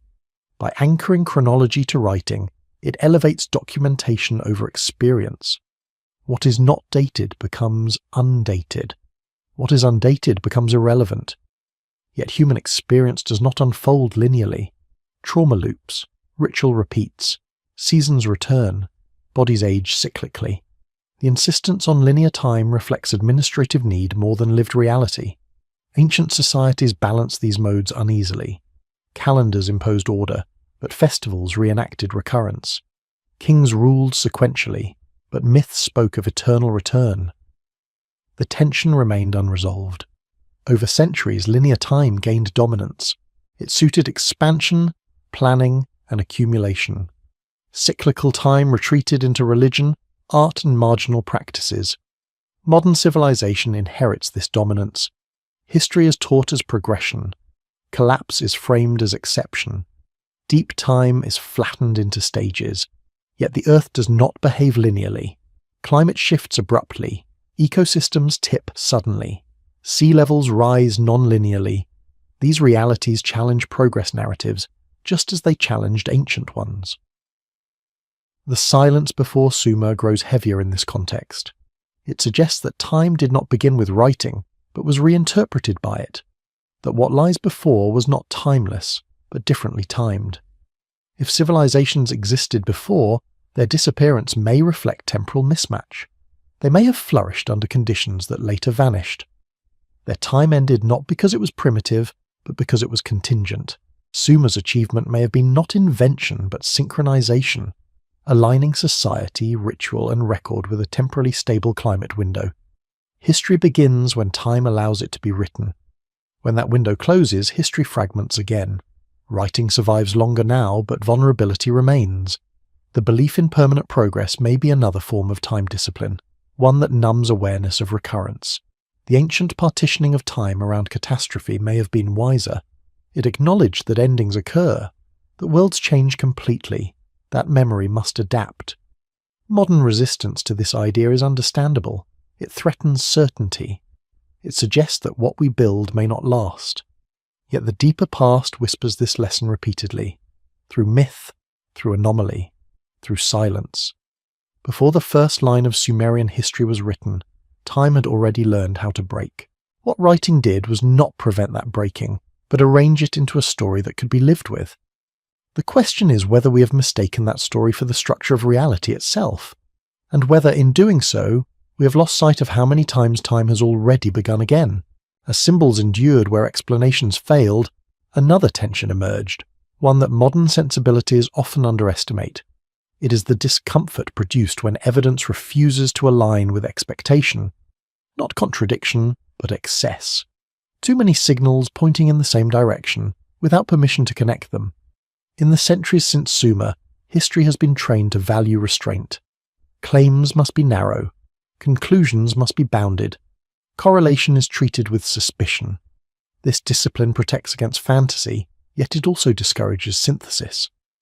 When patterns span disciplines, eras, and cultures, they are often left unspoken rather than risk overreach. Yet the deep past does not respect disciplinary borders. Climate, migration, myth, architecture, genetics, astronomy, and ritual do not operate independently. They converge in lived experience. When catastrophe strikes, it does not ask whether a response belongs to geology or culture. It reshapes everything at once. This convergence creates a problem for linear reconstruction. No single dataset can tell the whole story. Archaeology may show absence. Myth may show memory. Genetics may show narrowing. Astronomy may show continuity. None alone is decisive. Together, they form pressure. Pressure is uncomfortable. It demands interpretation before certainty is available. It invites speculation bounded by evidence rather than sealed against it. This is where many historical frameworks hesitate. The hesitation is understandable. Speculation has a troubled history. Fantastical claims have obscured serious inquiry before. The instinct to avoid repeating those mistakes is rational, but avoidance carries its own cost. When inquiry becomes too cautious, it risks mistaking silence for safety. Consider the repeated global alignment of flood narratives with periods of rapid sea level rise. Individually, each myth can be explained locally. Collectively, they suggest memory of a planetary process, not a single flood, but a world in transition. This interpretation does not require embellishment. It requires willingness to connect. Similarly, the sudden appearance of monumentality across disparate regions near the end of the Ice Age may reflect shared pressure rather than shared origin. Rising seas, climatic instability, and migration would have forced social coordination at unprecedented scales. Monumental construction may have been response, not ambition. These interpretations do not assert lost supercivilizations. They suggest repeated attempts at stability under stress. They place human ingenuity in context rather than myth. Yet context itself can threaten established narratives. If civilization emerged in response to catastrophe rather than abundance, then progress is reactive, not triumphant. If complexity is cyclical, not cumulative, then modern assumptions about inevitability weaken. This threat is subtle, but real. Narratives shape identity. They influence policy, ethics, and expectation. A civilization that sees itself as pinnacle behaves differently than one that sees itself as iteration. The reluctance to integrate deep time synthesis may reflect this discomfort more than evidentiary caution. The idea that humanity has rebuilt before, and failed before, undermines confidence in permanence. Ancient cultures appear to have lived with this awareness. Their myths emphasize balance, humility, and restraint. Excess invites correction. Arrogance precedes fall. These are not moral platitudes, they are survival heuristics. Modern culture, buoyed by technological acceleration, often interprets such warnings as archaic. Progress seems unstoppable, data seems infinite, memory seems secure. Yet the same forces that erased earlier worlds, climate shifts, ecological stress, systemic fragility, are present again. The difference is scale. Modern civilization is global. Collapse would not be regional, it would be planetary. The stakes of misunderstanding deep time are therefore higher. The silence before Sumer becomes more than academic curiosity. It becomes mirror. It asks whether we are repeating a pattern we have forgotten. The accumulation of anomalies, submerged landscapes, early astronomy, genetic bottlenecks, enduring symbols, does not demand a single explanatory leap. It demands humility. Acknowledgement that the past may be larger than its record. This humility does not weaken scholarship, it strengthens it. It allows questions to remain open without forcing premature closure. It invites interdisciplinary dialogue rather than defensive boundaries. History at its best is not a ledger, it is a listening practice. It attends to what is said and what is not. It notices repetition. It respects silence. The deep past may not offer clear answers because clarity was not preserved. What it offers instead is pattern. Cycles of rise and loss, innovation and forgetting, confidence and humility. These patterns do not predict the future. They contextualize it.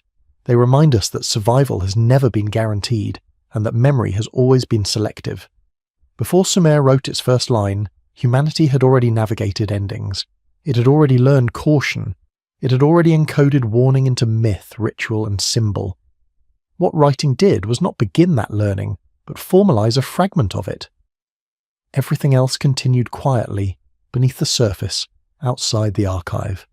The challenge now is not to prove what existed before, but to recognize what the silence implies. That history as we inherit it is not the full story. It is the surviving outline. Whether we choose to fill that outline with curiosity or ignore its contours will shape how we understand ourselves, not as first builders, but as inheritors of resilience shaped by loss. And perhaps that understanding matters more than any definitive answer ever could. As the outlines of forgotten cycles press closer to awareness, a subtle shift occurs in how the present is perceived. The past no longer sits behind us as a completed road. It begins to feel layered beneath our feet, unfinished, capable of returning in altered form. At this point in the journey, the silence before Sumer stops being abstract and becomes uncomfortably intimate. Modern civilization often imagines itself as insulated from the conditions that ended earlier worlds. Technology appears as shield. Data appears as foresight. Scale appears as strength. Yet these assurances rest on assumptions strikingly similar to those held by societies that once believed themselves favored, aligned, or permanent. Ancient Mesopotamian texts reveal a deep anxiety about excess. Cities grow too loud, kings grow too proud, the gods withdraw favor. Flood, famine, and invasion follow. These narratives are not subtle. They insist that imbalance invites correction, that systems expand beyond tolerance and are reset. This worldview does not treat collapse as punishment alone. It treats it as mechanism, a return to equilibrium enforced by forces larger than human intention. Nature, cosmos, fate, different names for the same principle. Modern language replaces fate with systems, climate systems, economic systems, ecological systems. The vocabulary changes, but the logic does not. Systems tolerate stress until thresholds are crossed. When they fail, Failure is rapid, non-linear, and difficult to reverse. What is striking is how closely ancient warnings resemble modern models, despite their different metaphors: rising waters, unpredictable seasons, resource depletion, social fragmentation. These are not poetic exaggerations, they are descriptions of stress. The difference lies in confidence. Ancient societies assumed vulnerability. They built ritual, law, and myth around limitation. Modern societies assume control. They build around growth. Growth narratives require beginnings. They need a moment when progress starts and continues upward. Sumer becomes convenient. It marks the start of recorded ascent. Everything before can be dismissed as prelude. But if Sumer was not the beginning, if it was a restart, then the narrative of uninterrupted progress collapses. History becomes cyclical rather than linear. Advancement becomes conditional rather than inevitable. This reframing changes how collapse is understood. Collapse is no longer anomaly. It is phase. It is not failure of civilization, but behavior of it under constraint. Ancient cultures appear to have internalized this understanding. Their myths do not promise salvation through innovation. They promise survival through balance. They emphasize remembrance, restraint, and alignment. The flood narratives in this light are not warnings against disobedience alone. They are reminders of scale, of how small human systems are compared to planetary processes, of how quickly conditions can change. Sumer's obsession with record-keeping may reflect this awareness. Lists, measures, calendars, these are not tools of triumph. They are tools of monitoring. They attempt to detect drift before catastrophe arrives. Yet monitoring does not guarantee prevention. It only increases awareness. Awareness without humility can still fail. Modern civilization possesses unprecedented monitoring capacity. Satellites track climate. Models predict trends. Data accumulates faster than comprehension. Yet response lags. Growth continues. Thresholds approach. The silence before Sumer now reads differently. It suggests that knowledge alone does not prevent collapse. Earlier societies may have known more than we assume, and still failed. This realization destabilizes modern confidence.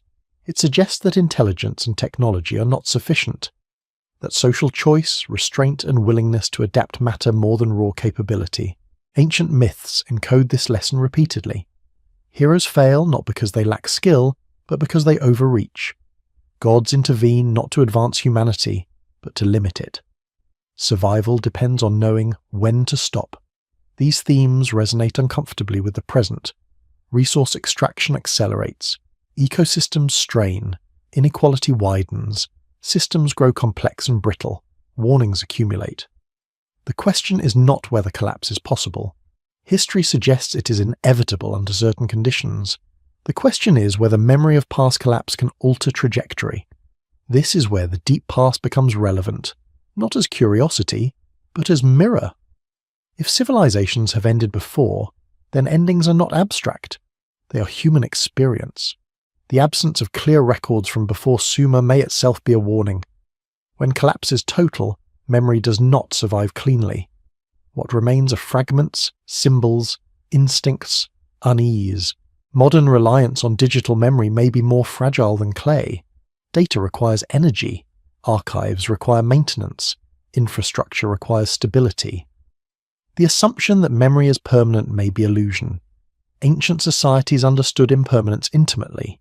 They built redundancy into ritual and myth. They encoded knowledge in multiple forms: stone, story, sky, body.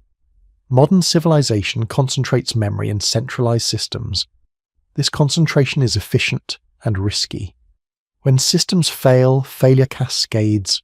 The silence before Sumer may represent the last time memory failed completely. Writing emerged as response. It worked partially. History survived longer, but survival is not guarantee of permanence. It is reprieve. At this stage of the journey, the question shifts again. Not what existed before the first line of Sumerian history, but what lessons were carried forward incompletely. What warnings were encoded, then softened. What patterns were remembered, then ignored. The deep past does not accuse. It does not demand return. It simply repeats. When conditions allow, civilizations rise believing themselves exceptional. They fall believing themselves unlucky. Rarely do they see themselves as participants in a cycle older than their language. Sumer may have sensed this. Its myths speak with restraint.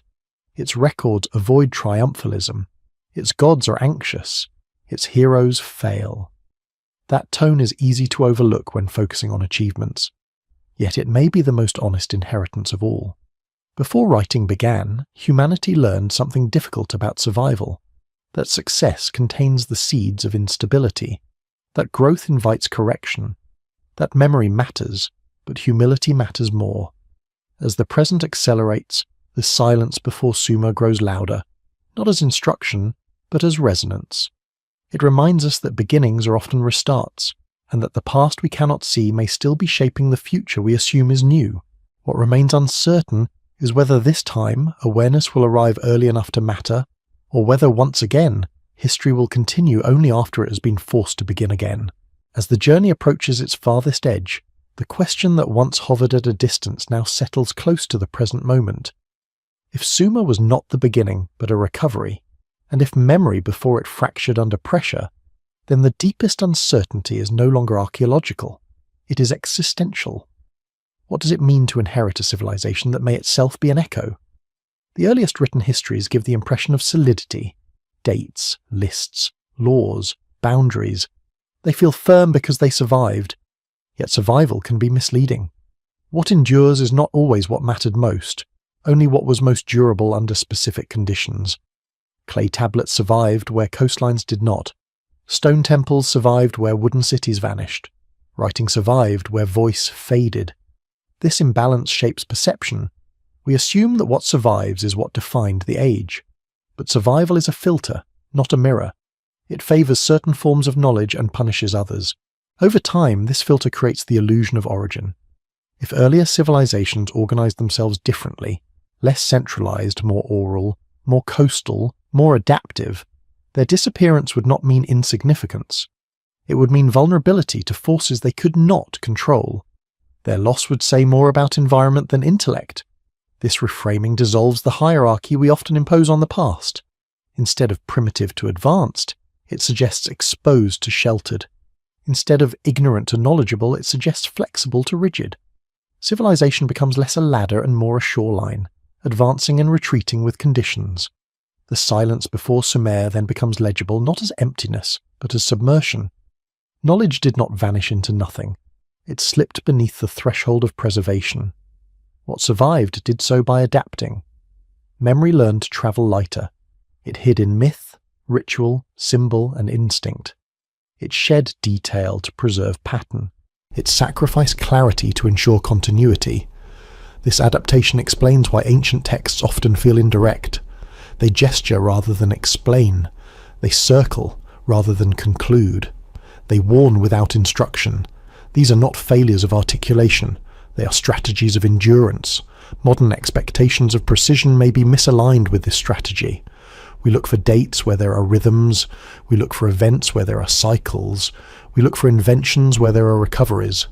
This misalignment produces frustration. The evidence feels insufficient. The answers feel evasive. But perhaps the past is not withholding. Perhaps it is speaking in a language we have learned to discount. The greatest danger in this discounting is complacency. If we believe ourselves to be the first truly advanced civilization, we assume novelty protects us. If we believe collapse is behind us, we ignore signals ahead. Ancient societies did not share this confidence. Their myths are cautious. Their heroes are mortal. Their gods are anxious. The universe they describe is not stable by default. It requires balance, maintenance, restraint. These themes recur so consistently across cultures that coincidence becomes implausible. They suggest a shared inheritance of experience, not a single lost empire, but repeated confrontations with limits. The temptation is to resolve this into a grand narrative, a vanished golden age, an advanced antediluvian world. But that temptation mirrors the same desire for simplicity that flattened history before. Reality is likely messier, more fragmented, less cinematic. What may have existed before Sumer was not a singular civilization that ruled the globe, but many societies that learned hard lessons under unstable conditions. Some flourished briefly, Some adapted quietly. Some disappeared almost without trace. Their commonality was not technology, but exposure. They lived close to forces that could erase them. They learned humility not as philosophy, but as necessity. Sumer, by contrast, emerged in a temporary pocket of stability. Rivers predictable enough, climate forgiving enough, population dense enough, memory concentrated enough. Writing became possible because the ground stopped shifting long enough to press marks into clay. History begins where the earth allows it. This realization inverts a familiar assumption. Writing is not the cause of civilization. Civilization is the condition that allows writing to survive. When that condition fails, writing becomes debris. The deep past may therefore be best understood not as ladder of progress, but as archive of attempts. Each attempt shaped by environment, each carrying partial memory forward, each convinced, briefly, that it had finally arrived. From this perspective, the silence before Sumer is not a mystery to be solved, but a context to be respected. It marks a limit of recoverable memory, not of human experience. What lies beyond that limit cannot be reconstructed cleanly. It can only be inferred through pattern, resonance, and caution, through what repeats despite explanation, through what persists despite erasure. This kind of inference is uncomfortable. It resists closure. It demands patience. It accepts uncertainty as part of understanding rather than failure of it. Ancient cultures seemed more at ease with this stance. Their stories end unresolved. Their cycles do not promise escape. Their wisdom is conditional. Modern culture struggles here. It seeks mastery, not balance. Solutions, not warnings. Beginnings, not restarts.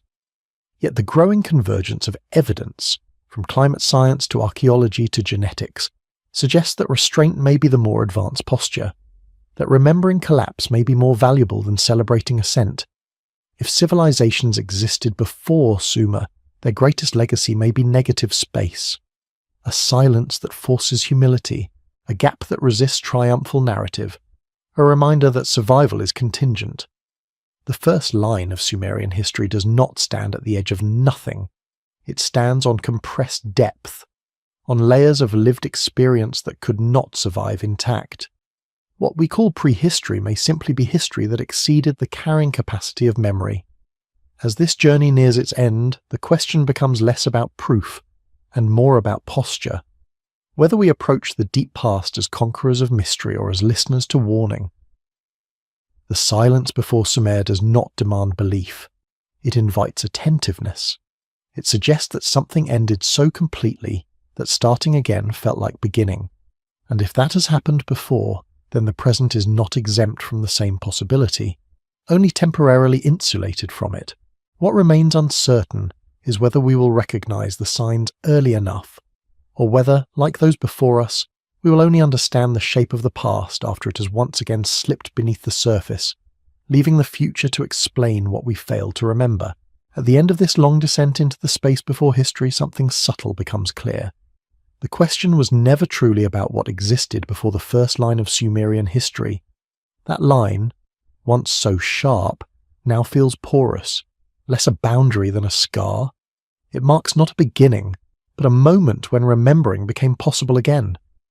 Everything we have traced, flood layers, submerged plains, anomalous monuments, embodied ritual, celestial memory, genetic narrowing, institutional forgetting, points toward the same quiet realization.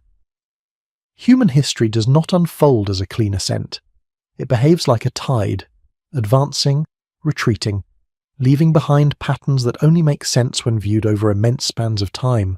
Sumer stands where the water briefly pulled back. What makes this unsettling is not the idea that something came before, it is the implication that something like this may come after. That civilization is not a permanent state, but a phase that emerges under specific conditions and dissolves when those conditions fail. The Sumerians themselves seem to understand this more clearly than their successors. Their myths are not triumphalist. Their heroes do not conquer death. Their gods are anxious, burdened, often conflicted. Order is portrayed as fragile, something that must be continually maintained against ever-present chaos. This tone is easy to miss when history is taught as achievement. Writing, law, urbanization, astronomy, all impressive, all foundational. Yet beneath them runs an undercurrent of restraint, a sense that the world has already proven capable of undoing itself. The earliest written records are not celebrations, they are precautions. Perhaps this is the most important insight the silence before Sumer offers, that the first civilizations we remember were not naive, they were cautious. They inherited a world already marked by loss, and they responded by counting, measuring, aligning, recording, trying to hold still what had once slipped away. Writing was not optimism made visible, it was anxiety made durable. Over time that anxiety softened, writing multiplied, memory expanded. The reason for caution faded as generations passed without collapse. Eventually, history itself began to look like progress rather than recovery, and yet the deeper patterns never vanished. They hid beneath language, beneath institutions, beneath confidence. They resurfaced whenever systems strained, through myth, through symbol, through an unease that seemed out of proportion to immediate threat. This unease is not irrational. It is ancestral. If humanity has lived through endings before, then the fear of endings is not superstition. It is experience, carried forward imperfectly. Not as data, but as disposition, a sensitivity to imbalance, a suspicion of excess, a recurring intuition that stability is conditional.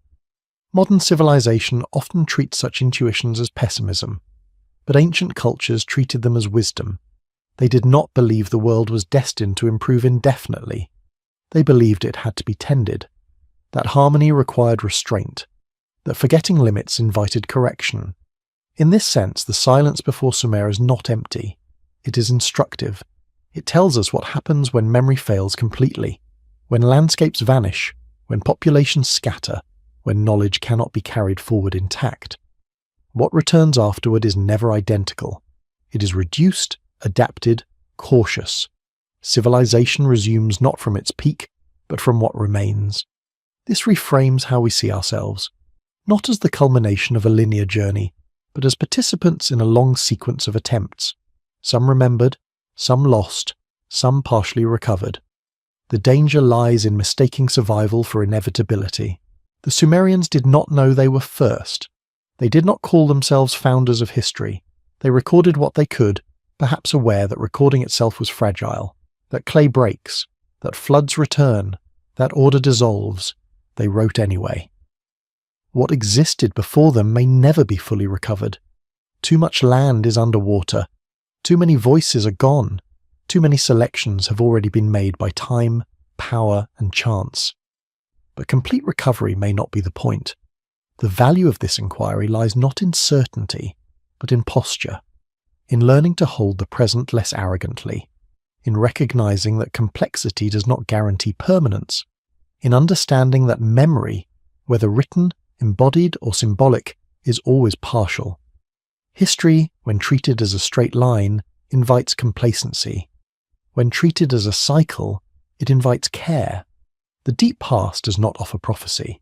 It offers proportion. It reminds us how small any single era is, and how quickly conditions can change. Before the first line of Sumerian history was written, humanity had already learned how to begin again.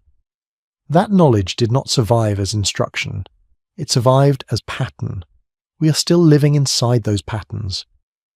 The question, then, is not whether we will avoid collapse forever. History suggests that no civilization does. The question is whether remembering that fact changes how we live before it happens. Whether humility can replace inevitability. Whether restraint can temper acceleration. Whether memory, real memory, not just record, can guide choices while there is still time to choose. The silence before Sumer does not speak in warnings or commands. It does not demand belief. It simply exists, heavy and unresolved, like a horizon that refuses to come closer no matter how far we walk. And perhaps that is its final lesson, that some truths are not meant to be solved, only held. Not to close the story, but to keep it from repeating without awareness. History began when writing returned, but the past did not begin there.